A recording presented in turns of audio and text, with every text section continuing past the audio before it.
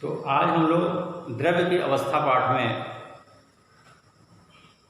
गैसीय नियम के बारे में पढ़ेंगे। गैसीय नियम,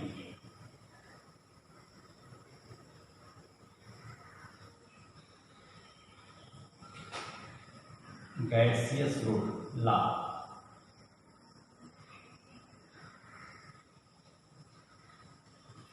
तो गैसों के गुणों की व्याख्या करने के लिए अलग अलग वैज्ञानिकों ने गैस से संबंधित अनेक नियम दिए हैं, जिसको हम गैसीय नियम कहते हैं। उसमें सबसे पहला है आपका बॉयल का नियम।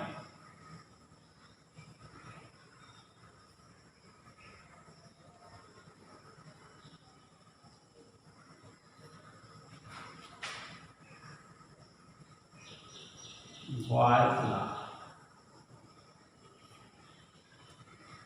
तो बाल वैज्ञानिक का नाम है बैल। कहते हैं कि स्थिर ताप अगर स्थिर रहे तो किसी गैस के निश्चित द्रव्यमान का आयतन जो होता है उसके दाब के व्युत्क्रमानुपाती होता है।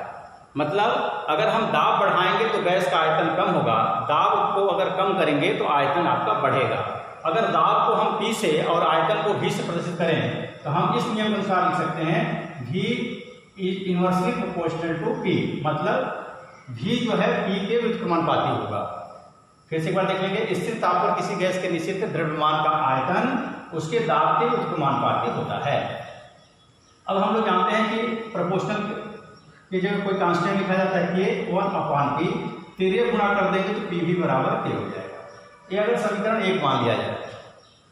फिर मान लिया जाए कि अगर P1 दाब पर किसी गैस का आयतन V1 है और P2 दाब पर आयतन V2 है, तो हम समीकरण 1 से लिख सकते हैं P1 V1 बराबर K और P2 V2 बराबर K। ये समीकरण अगर 2 मान लिया जाए और इस समीकरण को अगर हम 3 मान लें तो समीकरण 1 तथा 2 से देखिए दाहिना पक्ष राइट हैंड साइड बराबर है तो लेफ्ट हैंड साइड भी बराबर होगा। तो हम लिख सकते हैं P1 V1 बराबर P2 V2।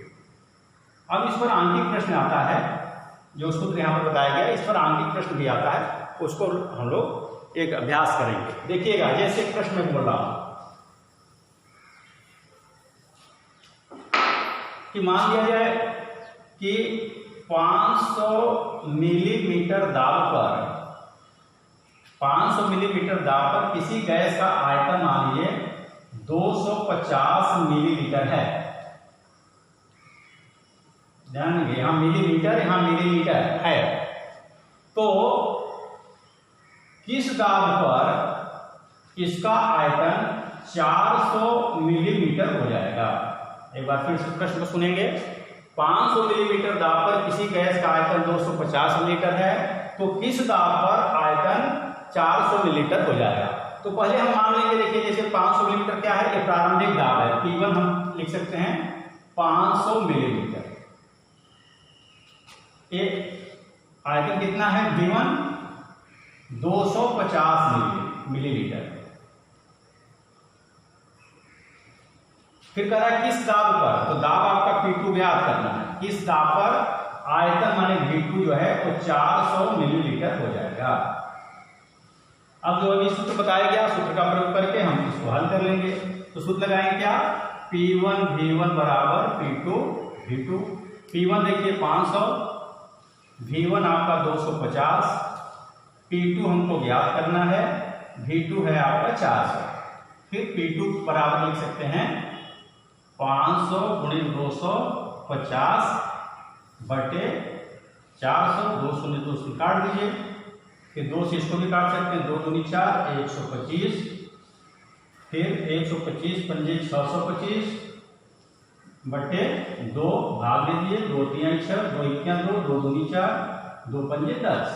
तो इतना मिलीलीटर आपका जो है वो मिलीमीटर आपका दाब होगा।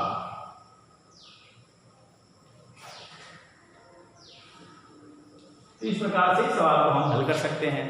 इसी प्रकार से है चार्ल्स का नियम।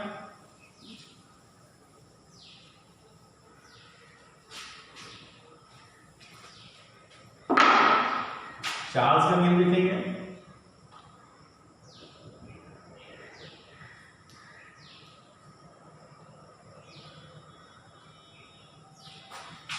Charles law.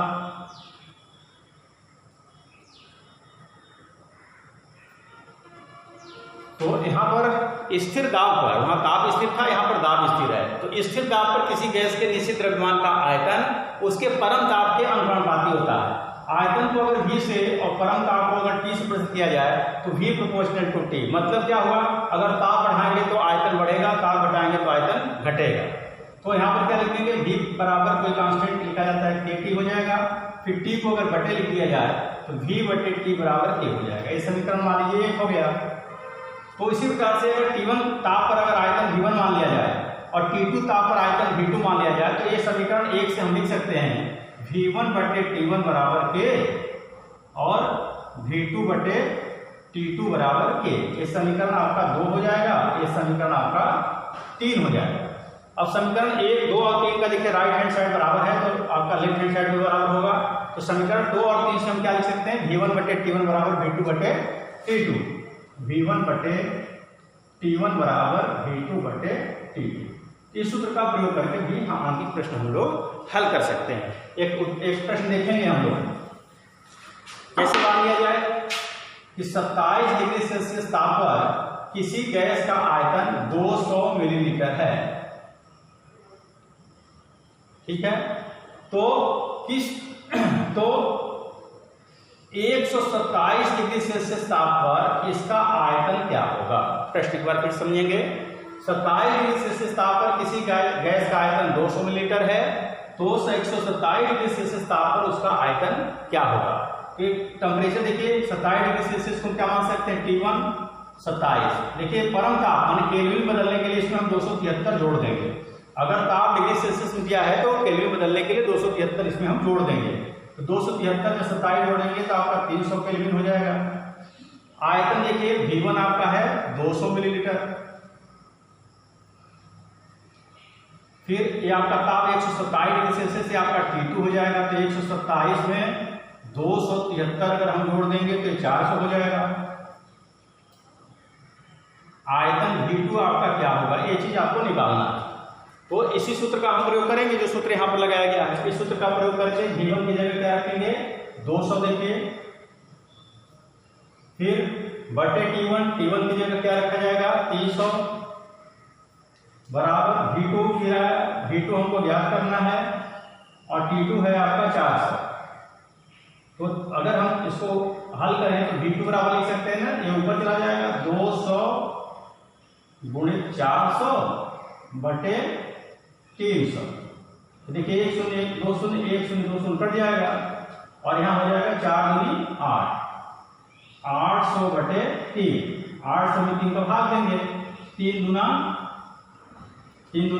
6, 8 में 6 घटाएंगे 2, 20 आएगा, फिर 3 6 18, फिर 20 आएगा, 2 आएगा, फिर 0 बढ़ाएंगे तो फिर 2 6 18, ऐसे 266.67 ये मिलीलीटर आपका आंसर हो जाएगा। यहाँ नीचे मैं लिख रहा हूँ 266.67 मिलीलीटर ये आपका आंसर हो जाएगा। इस प्रकार से कुछ और भी अभ्यास के प्रश्न आपको होमवर्क में दिए जाएंगे, उसको आप लोग पूरा करेंगे। धन्यवाद।